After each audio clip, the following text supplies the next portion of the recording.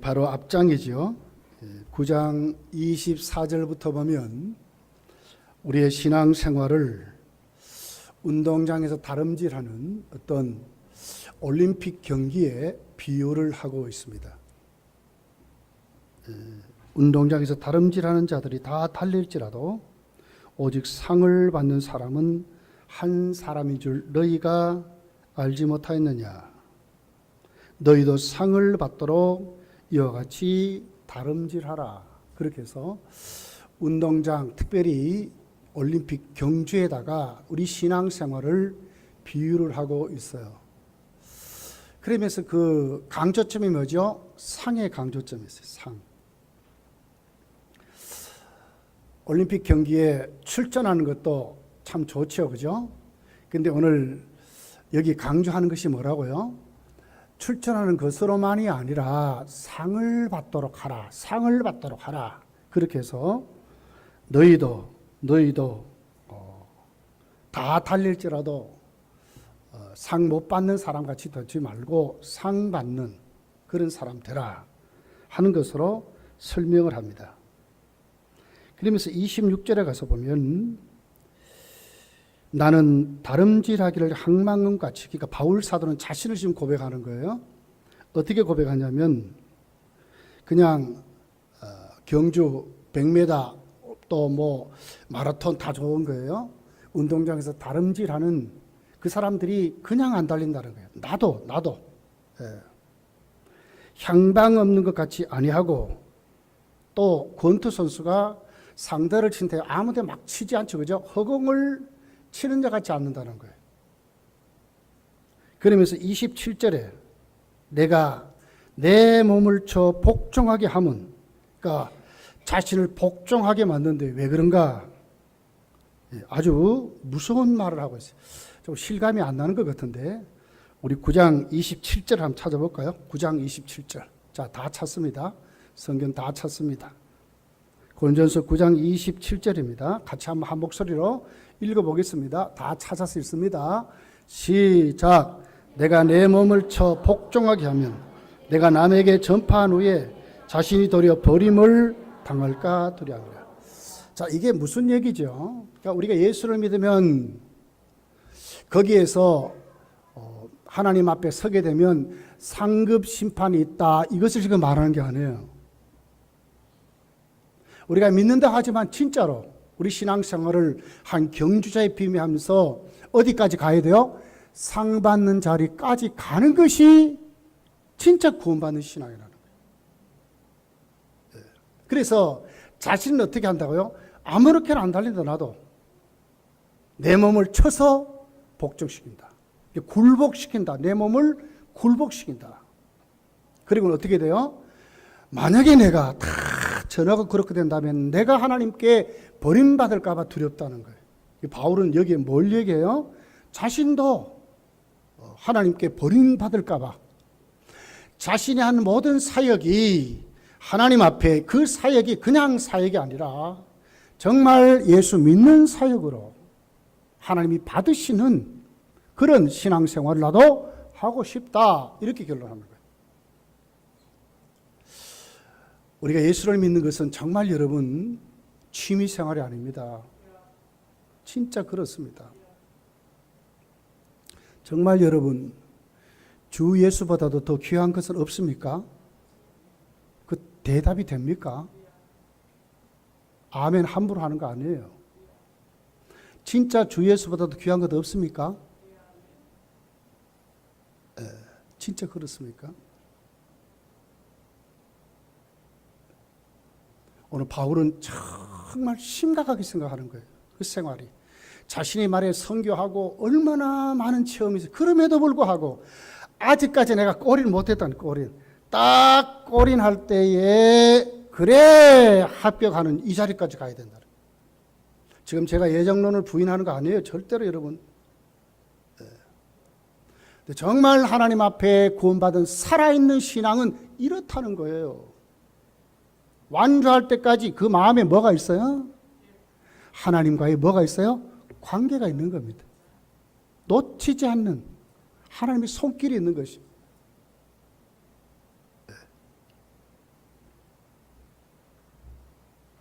그래서 이제 바울은 10장 1절서부터 옛 이스라엘 백성들이 광야 생활에 대한 비유를 가지고 설명을 해요. 많은 사람들이 광야 생활을 했다는 거죠. 그런데 그 중에 여호수아 갈렙을 제외하고 다 5절에 보니까 뭘 했어요? 그들이 광야에서 뭘 받았다고요? 멸망을 받았다는 거예요. 이 무서운 단어 아닙니까? 멸망을 받았다는 거예요. 자, 출애굽한 것으로 구원이 끝났다 그 말씀 아니죠? 교회 다니고 교인으로 등록하고 이것으로 끝났는 게 아니라 그 말이에요. 그렇게 해서 여러분 그 1절부터 10장 1절서부터 쭉 읽어보면 바울이 고장에서 말한 그대로 경주자로서 운동장에서 그 달리게 한 사람들이 탈락되었듯이 구약의 이스라엘 백성도 그렇게 탈락된 정말 멸망받은 사람이 부지기수다. 여호수아 갈렙을 빼놓고 다 이렇게 지금 바울이 설명을 하고 있다 하는 것을 오늘 이 고린도 교회를 향해서 바울이 지금 이 하나님 앞에 우리의 신앙생활을 이렇게 설명하는 거예요. 자, 우리 6절부터 6절 한번 봅시다. 6절 한번 읽어볼까요? 시작. 이러한 일은 우리의 본보기가 되어 우리로 하여금 그들이 악을 즐겨한 것 같이 즐겨하는 자가 되지 않게 한다. 뭡니까? 반드시 교훈을 삼으라는 거예요. 그러니까 뭡니까? 아무렇게 믿는 게 아니다 그 말이죠. 자, 11절 12절 또 읽어볼까요? 시작. 그들에게 일어난 이런 일은 본보기가 되어 또한 말세를 만난 우리를 깨우치기 위하여 기록되었느니라. 그런즉 선줄로 생각하는 자는 뭐예요? 넘어질까 조심하라. 얼마나 긴장된 말씀이에요. 저도 사실 이 말씀을 준비하면서 성경 읽어가면서 제가 목회자로 참 정말 두려울 때가 많아요. 내가 혹 잘못 전하면 어떻게 될까? 하나님의 말씀을 가감하면 뭐라고 그랬어요? 가감한 만큼 하나님 앞에 저주받는다고 분명히 그랬거든요. 그걸 생각하면 참 두려워요. 내가 섣불리 말이야 그냥 상식적으로 그냥 어떤 교리적으로만 아는 것으로 이렇게 전하면 큰일 나겠구나 하는 것을 늘 느껴요. 자, 그렇다면 우리가 한번 하나님 말씀을 이제 한번 들어가서 한번 보십시다. 자, 오늘 우리를 넘어뜨리려고 하는 게 있어요. 자, 하나님 앞에 꼬린 지점까지 가야 되는데 그 꼬린 지점까지 가지 못하게 하고 우리를 넘어뜨리는 게 있습니다. 그게 뭘까? 오늘 7절부터 10절까지의 말씀이에요. 자, 먼저 우리 한번 7절 한번 읽어볼까요? 시작. 그들 가운데 어떤 사람들과 같이 너희는 우상 숭배하는 자가 되지 말라. 기록된 바 백성이 앉아서 먹고 마시며 일어나서 뛰논다 함과 우상 숭배로 탈락된다는 거예요. 여러분들 우상에 대한 것 진짜 잘합니까? 어느 정도로 합니까? 그냥 절간에 안 가고 미신 안 섬기고 이 정도입니까? 근데 성경은 뭐라고 그랬어요? 우상을? 골로새서 3장에 보니까 탐심도 우상 숭배래요. 우리 마음이 다른 것에 빼앗기는 그 자체도 우상 숭배라는 거예요. 무서운 말씀, 무서운 말씀. 제가 오늘 낮 설교에 다윗의 믿음이 뭐라고 하나님만 섬겼다. 하나님만 믿었다. 하나님만 의지했다. 진짜 그 하나님을 사랑하고 그 하나님 앞에 헌신자가 됐다. 그 말씀을 제가 전했어요. 여러분, 우상이 뭡니까 도대체? 우상이 뭡니까? 하나님은 모세를 통해서 십계명을 주시면서 우상에 대한 개념을 확실히 말했지. 하늘에 있는 것이냐 땅에 있는 것이냐 보이는 것이냐 보이지 않는 어떤 형상도 우리 마음을 뺏기는 것을 만들지 말고 절하지 말라 그랬다. 그러면 우리가 오늘 또 하나님보다 정말 관심을 가지는 것, 하나님보다 더 중요시 여기는 모든 가치관은 전부 여러분 우상 숭배입니다. 바울은 고린도 교회를 향해서 그랬어요. 우상을 섬기는 것은 뭡니까? 귀신 앞에 절하는 것이다 그랬거든요. 이게 다시 말하면 우리가 그냥 쉽게 생각하는 이런 세상적인 문화들 전부 이런 것 종합해서 가만히 들여다보면 전부 뭐냐? 이것이 하나님 앞에 우상 숭배라는 거죠. 쉬운 게 아니죠, 그죠? 주의를 가볍게 생각하고 우리의 믿음을 가볍게 생각, 하나님을 망령되이 일컫는 이 모든 것 다 총합적으로 내어놓고 우리가 세세히 살피면 전부 여러분 이거 우상숭배 관련이 있어요. 출애굽기 32장을 보면 아론을 중심으로 해서 이스라엘 백성들이 애굽에서 나오게 한 우리 신을 한번 만들어 보자. 그래서 뭘 만들어요? 애굽 신을 만들죠. 금송아지 우상을 만들어요. 그들이 금송아지 우상을 만들어서 만든 거 아니거든요. 애굽에서 우리를 인도해낸 신을 저들이 만들어보자 만들었더니 금송아지 우상이 나왔다. 이 말은 뭐예요? 우리 속에 이런 게 다 있다고 그 말이에요. 내가 믿는 이 믿음, 내가 깨달은 것, 자꾸 이것 가지고 우리가 자꾸 씨름을 해요.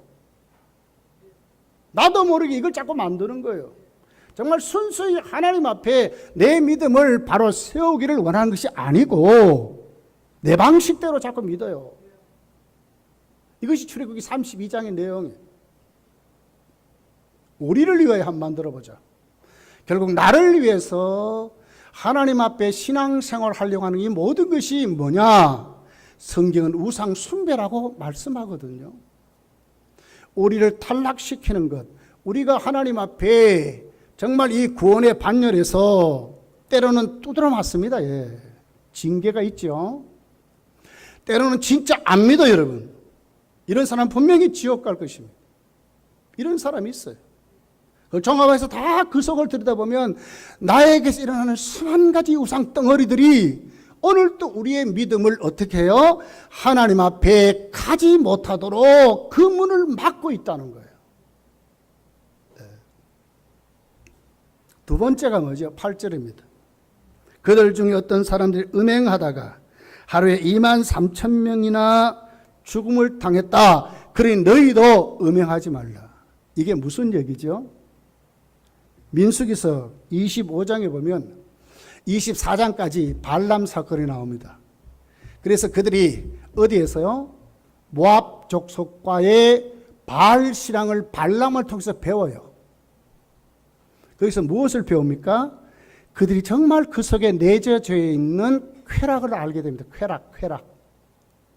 그래서 민수기 25장에 보면 바알볼 사건이 나와요. 모압 여인들이, 그러니까 누구죠? 바알 그 제단에 있었던 장녀지요. 그냥 오늘 이런 장녀가 아니라 제사장적인 장녀들이에요. 그들이 이스라엘 백성의 남자들을 유혹하지요. 근데 거기에 그만 혹해서 전부 빠져버렸어요. 이것으로 하나님이 어떻게 합니까? 연병으로 오늘 본문에 기록됐듯이 하루에 24,000명이 죽는 아주 무서운 하나님 심판이 그들 속에 임했어요. 이건 오늘 우리에게 멀리 우리가 정말 하나님 앞에 신앙생활에 방해되는 두 번째 요소가 뭐냐? 내 속에 있는 이 정욕들, 내 속에 있는 이 쾌락을 좋아하는 이 같은 타락된 본성이 나로 하여금 자꾸 하나님 앞에 내 신앙이 온전하지 못하도록 막고 있다는 거예요. 예수를 믿으면서도 여러분 혹시 재미로 믿지 않습니까? 교회 가니까 참 재미있어. 참 이런 얘기 막 좀 들어봐요. 여러분 그것 때문에 예수 믿으면 되겠습니까? 우리끼리 모여서 이런 얘기 저런 얘기 할 때 참 재미있는 얘기 많이 하죠. 그것이 여러분 우리 신앙을 지켜줄까요?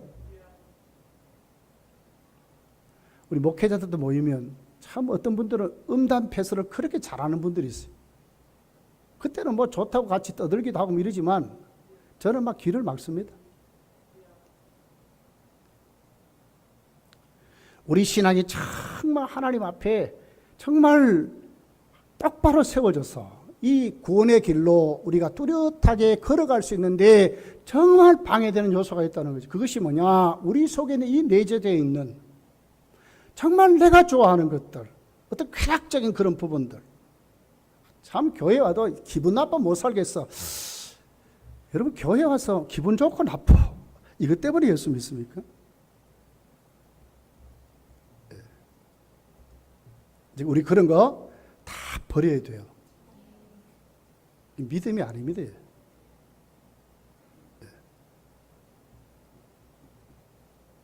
음행하다가 왜 음행했습니까? 이거 단순히 간음을 지금 말하는 거 아니에요? 왜 그들이 음행합니까? 그들 속에 있는 그 좋아하는 것이 열매를 맺었다는 거예요. 기회가 있으니까 딱 붙들려 버리는 거예요. 오늘 우리에게도 수많은 그런 것들이 있어요. 교회 안에서도 어떤 그룹이 강해지면 그래요, 여러분.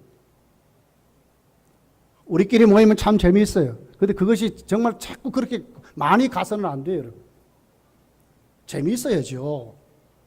그렇지만 그것이 하나의 그것 때문에 다른 사람들이 배척되고 이렇게 되면 안 된다, 그 말이에요.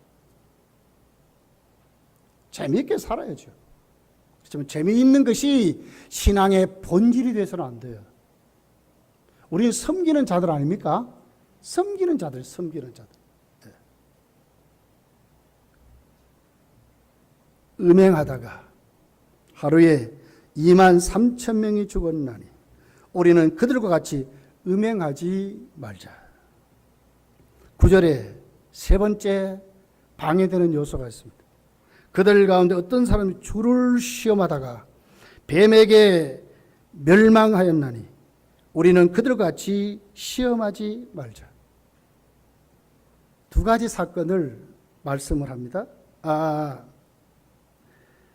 민수기 21장 4절에서 6절에 보게 되면 하나님이 이제 이스라엘을 그 호렙산에서 홍해를 거쳐가지고 어떻게 보게 되면 삥 둘러서 그 가나안 동쪽으로 이제 들어가는 코스를 잡아요. 왜?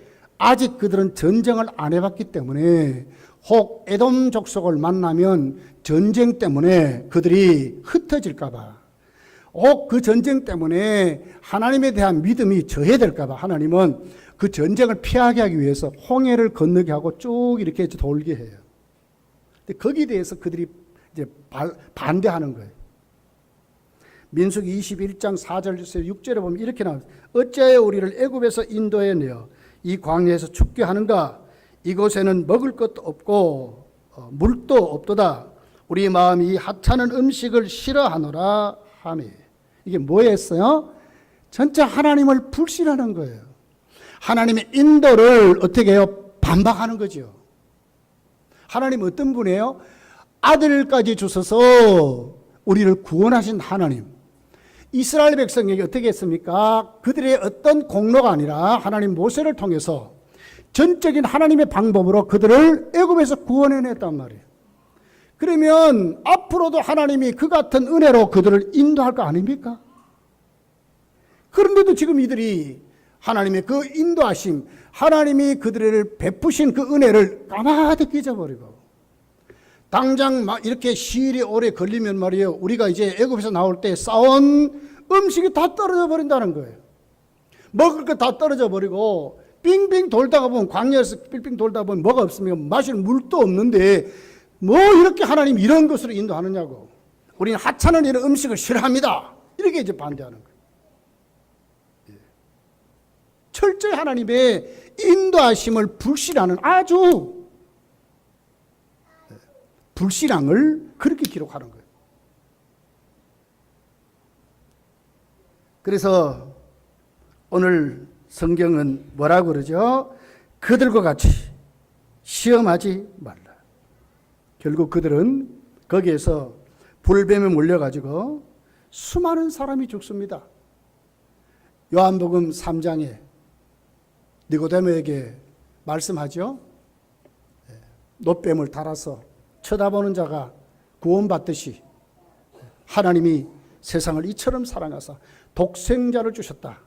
그래서 그 독생자로 너희가 구원을 받는다. 그를 믿는 자는 멸망하지 않는다. 영원히 영생함을 얻는다 하는 것으로 설명하듯이 오늘 진짜 하나님을 믿지 않는 하나님의 인도를 하나님의 섭리를 불신하는 그들은 뭡니까? 걸려 넘어지게 되어 있다는 거예요. 여러분 왜 우리 신앙생활이 지루하지 않습니까? 여러분 맨날 천국입니까? 오늘 또 여러분 저나 여러분이나 이 더위 때문에 지금 난리가 났어요. 지금 여러분 말씀 듣는 여러분의 태도를 보면 다 이렇게 늘어져 있어요. 지금 오늘 24일 전도하고 돌아왔는데 보니까 막 목욕 행사를 한 거죠. 얼마나 막 더운데 전도하고 왔는지 막 콩죽이 돼가지고 막 이래 돌아왔어요. 쉽지 않습니다. 다 압니다. 쉽지 않습니다. 그렇지만 우리에게 보이는 것이 전부가 아니라는 거예요. 이럴 때도 어떻게 해요? 하나님이 인도하셨으면 책임짐을 믿어야 된다는 거죠. 우리는 늘 뭐예요? 보이는 것만 자꾸 얘기해 갖고. 사실 우리에게 지금 재정은 어려워요. 그건 저는 믿습니다. 하나님이 책임지실 것이 하나님 역사를 저는 믿습니다. 예. 자, 10절을 보세요.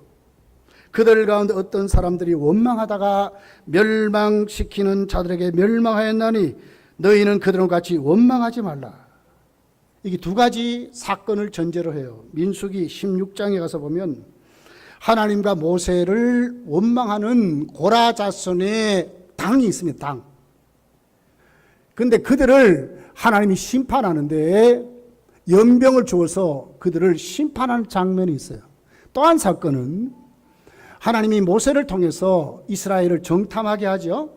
그런데 어떻게 12정탐꾼이 갔다가 하나님께 이제 모세에게 와서 이제 보고합니다. 그죠? 민수기 13장에 나와 있어요. 이렇게 보고하죠. 그 거주민은 거주민을 삼키는 땅이요. 거기서 본 모든 백성은 신장이 장대한 자들이며 거기서 네피림의 후손인 아녹 자손들의 거인을 보았나니 우리는 스스로 보기에도 메뚜기 같으니 그들이 보기에도 그와 같을 것이리이다. 이 보고를 받고 민수기 14장 1절에서 4절에 보게 되면 땅을 치면서 이스라엘 백성이 통곡합니다. 왜 우리를 이곳까지 인도해서 우리를 죽게 합니까?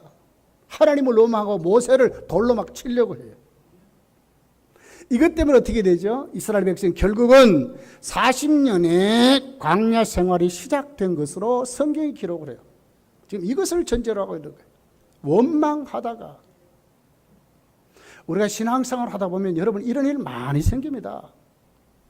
목사님이 왜 저런 일을 할까? 당회원들이 장로님들이 왜 저렇게 할까? 권사님이 저렇게 할까? 집사님들이 왜 저렇게 무슨 여전인데 이런 일들이 많이 생겨요. 안 생길 수 없어요. 인간이요. 여러분 저나 여러분이나 우리가 보는 것은 뭐죠? 우리 보는 이 모든 요 자체로 자꾸 비교해요. 우리는 누구든지 다 그래. 보이지 않는 것은 생각하지도 않습니다. 사실은. 그러니까 여기에서 뭐예요? 비교하다가 보니까 남을 비판하고 원망하고 그리고는 어떻게 돼요? 판단하는 것이 생기는 거예요. 그런데 하나님이 역사는 여러분 우리 눈에 보입니까? 늘 이것을 잊어먹는 거예요.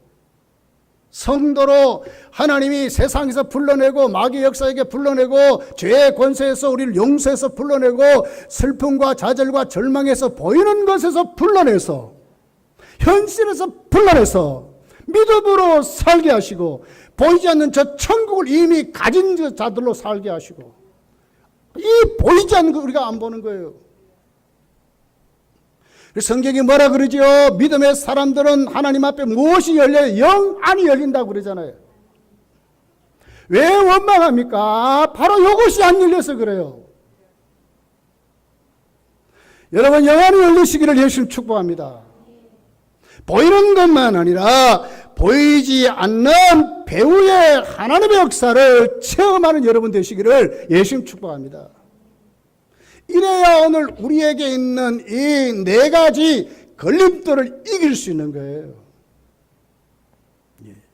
자, 그러면서 오늘 여기 12절, 13절은 우리에게 뭘 얘기하죠?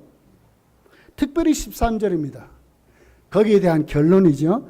쭉 내려와서 13절을 딱 짚어요. 이걸 뭘 얘기해요? 자, 한번 읽어볼게요. 시작. 사람이 감당할 시험 밖에는 너희가 당한 것이 없나니 오직 하나님은 미쁘사 너희가 감당하지 못할 시험당함을 허락하지 아니하시고 시험당할 즈음에 또한 피할 길을 내사 너희로 능히 감당하게 하시느니라. 자, 이것이 결론인데 하나님을 어떻게 소개하죠? 하나님 미쁘신 하나님으로 소개하는 거예요. 여기에 우리가 눈을 뜨셔야 돼. 여기에 눈이 안 떴어 그래. 낮 설교도 제가 설교 드렸어요. 하나님은 절대로 변하지 않는다. 하나님은 정말 신실하신 하나님이다. 오늘 미쁘시다는 말은 두 가지 의미를 가지고 있어요. 신실하시다, 참되시다 하는 뜻이에요. 하나님은 참되시, 거짓말하지 않는다는 거예요.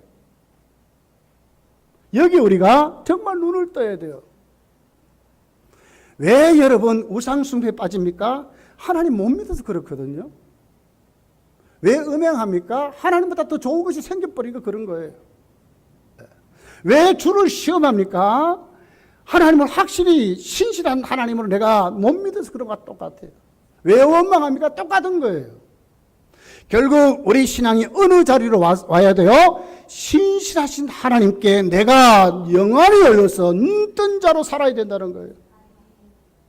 시대를 보세요. 오늘 우리 현실을 보세요. 얼마나 불안합니까?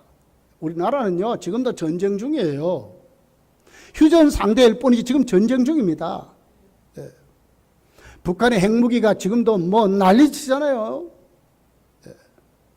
세계 열강들이 지금 어떻게 이제 한반도에 집중해가지고 네. 중국이 어제 뉴스를 보니까 자기들도 이제 또 미사일 방어체대 사드 같은 무기를 만든다는 거예요. 자랑하고 있어요.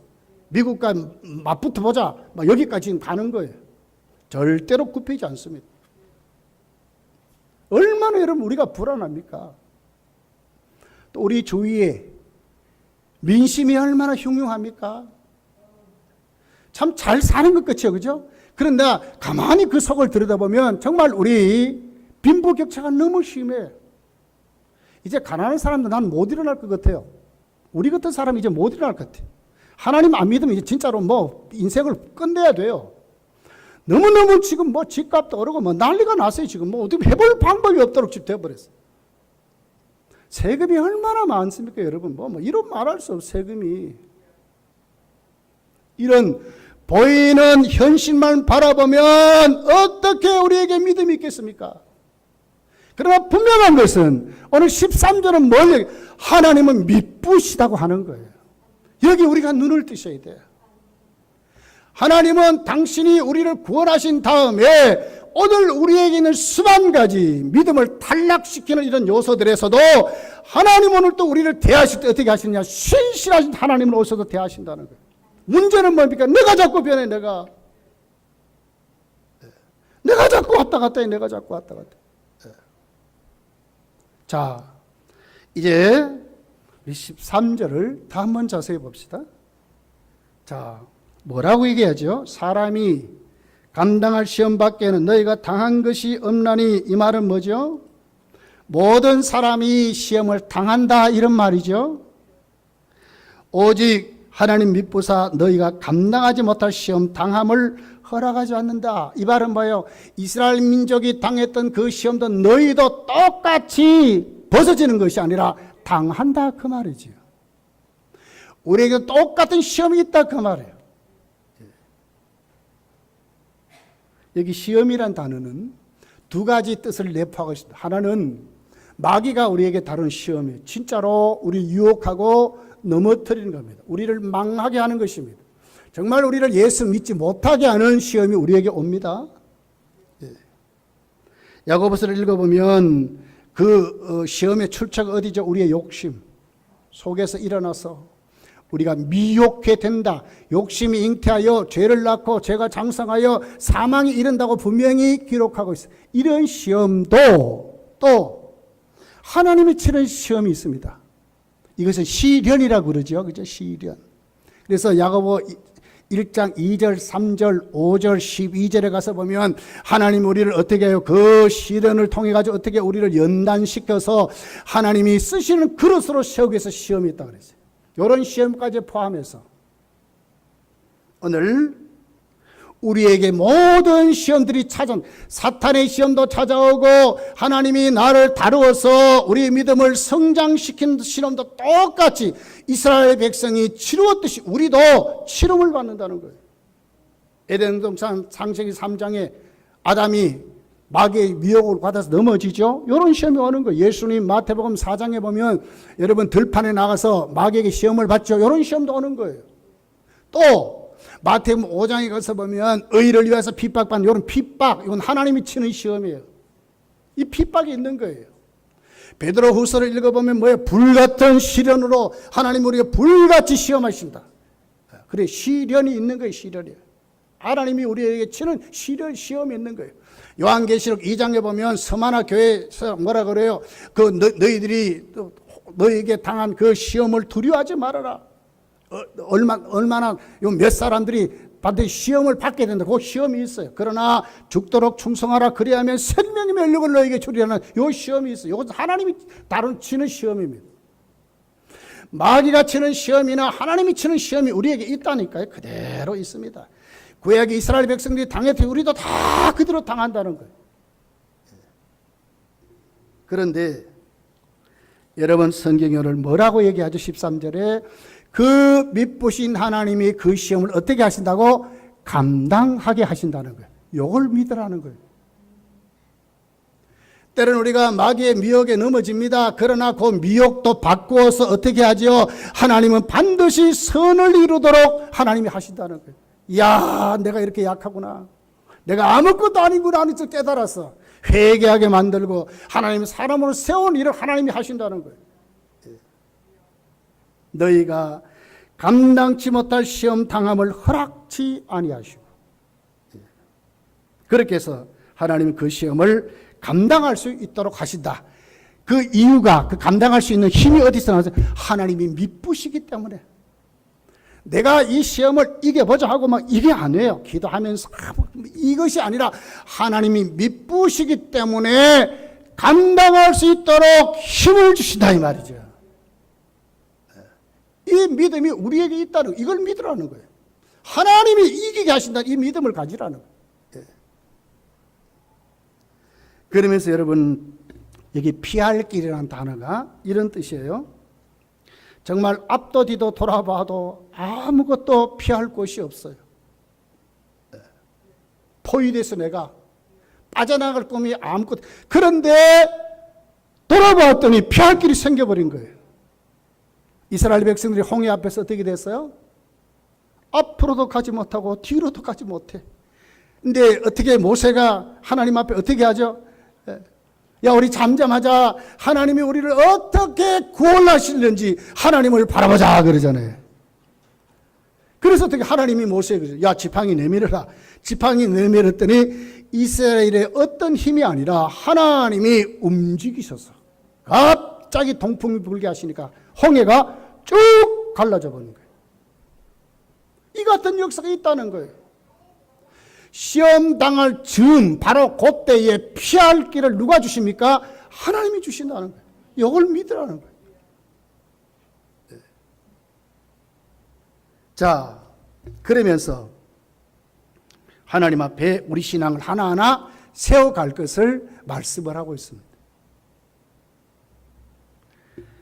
미국 32대 루즈벨트 대통령이요, 역대 대통령 중에 4선을 했습니다. 4선. 4번이나 대통령을 했어요.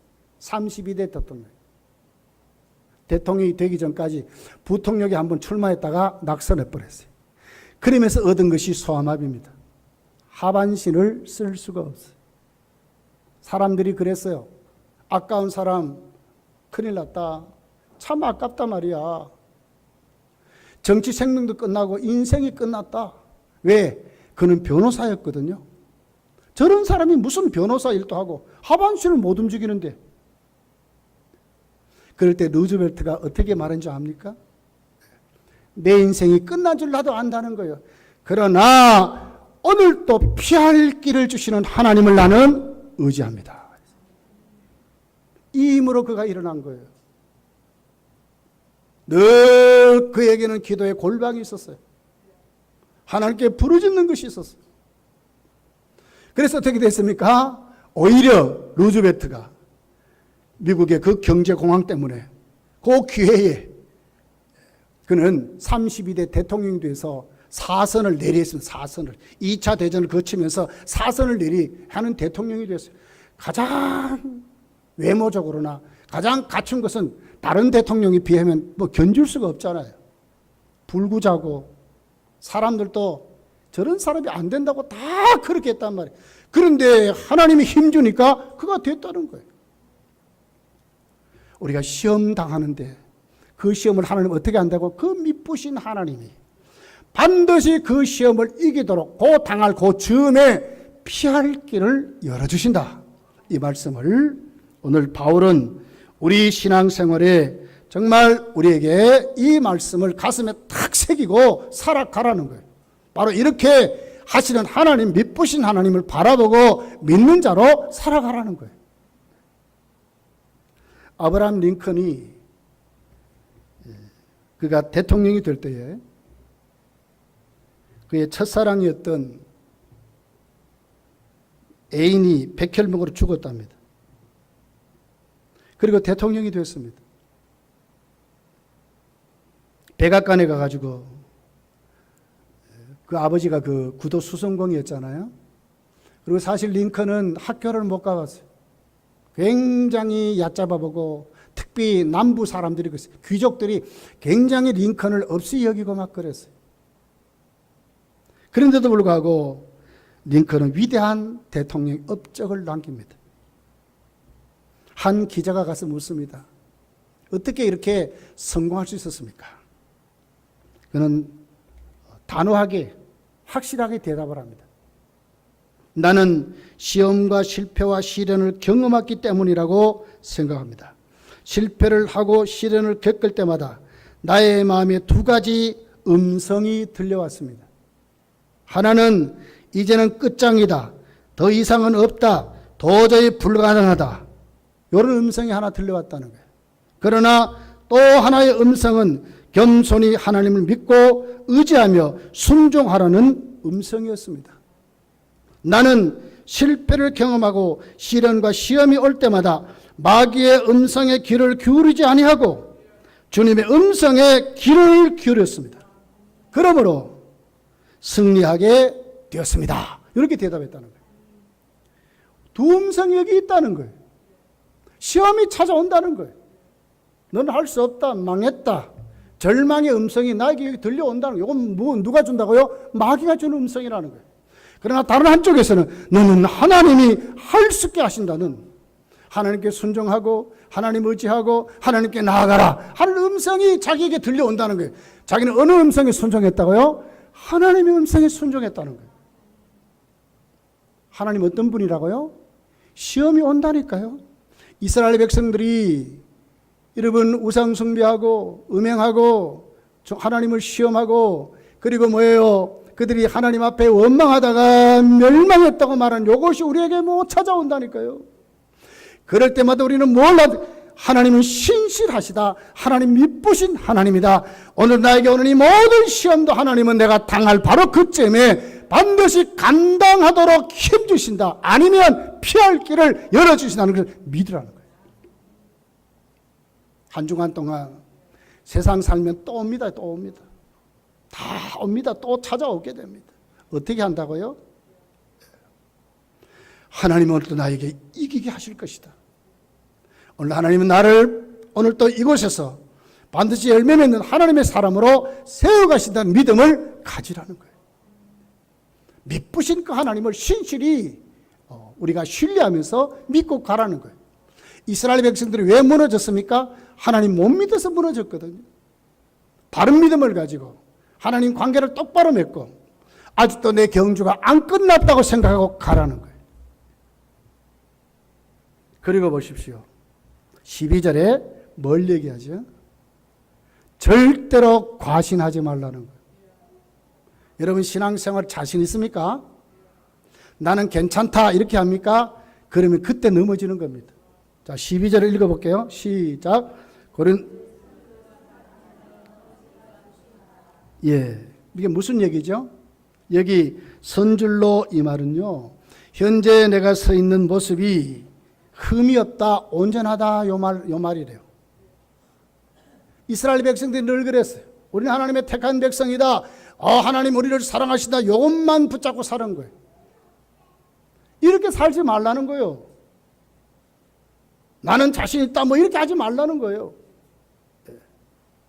선줄로 생각할 바로 그때에 넘어질까 조심할 줄 아는 믿음으로 세워져 살아가라는 거예요. 절대로 하나님 앞에 믿음을 과신하지 말아라. 믿으신 하나님이 이기게 하지 아니하면 나는 넘어진다는 것을 알으라는 거예요. 누가 이기게 하십니까? 하나님이 하신다니까요. 피할 길을 누가 줘요? 하나님이 주신다니까요. 내가 피할 길을 찾는 게 아니라니까요. 어떻게 해야 돼요? 내 믿음을 과신하지 말고 오늘도 그 하나님을 의지하고 오늘도 그 하나님 앞에 내가 오늘도 순종하는 자세로 서 있을 줄 알으라는 거예요.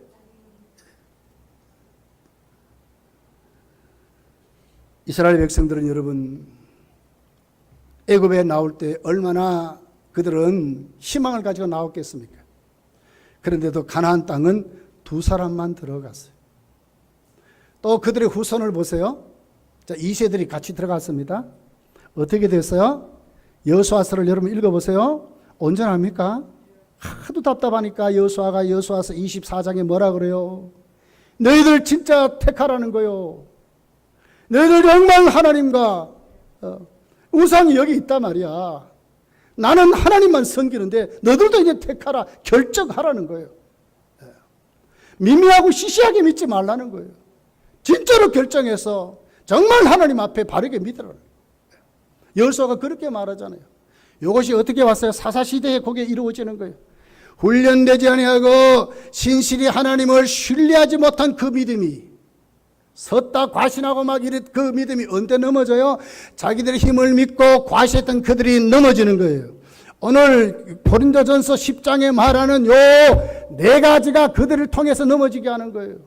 여호와의 목전에 악을 행합니다. 뭡니까? 이방 종교, 이방 신을 받아들이고 이방 문화를 받아들이면서 요 4가지에 다 걸려 넘어지는 거예요. 절대로 과신해서는 안 됩니다. 또 긴장하고 그렇게 해서 빌립보서 3장에 있는 그대로 바울이 그러잖아요. 나는 아직도 붙잡은 줄로 여기지 않는다. 하나님 나를 부르신 그 부름의 상을 위해 나도 지금도 표대를 향하여 쫓아가노라. 그렇게 말했으면 뭐 그래요? 하나님 우리로 하여금 믿게 하시는데 우리 마음에 소원을 두고 행하고 믿게 하신다는 그러면서 뭐라고 해요? 두렵고 떨림으로 너의 구원을 이루라 그러거든요. 과신하면 안 된단 말이에요. 이루라 그 말이 두렵고 떨림으로 이루라는 거예요.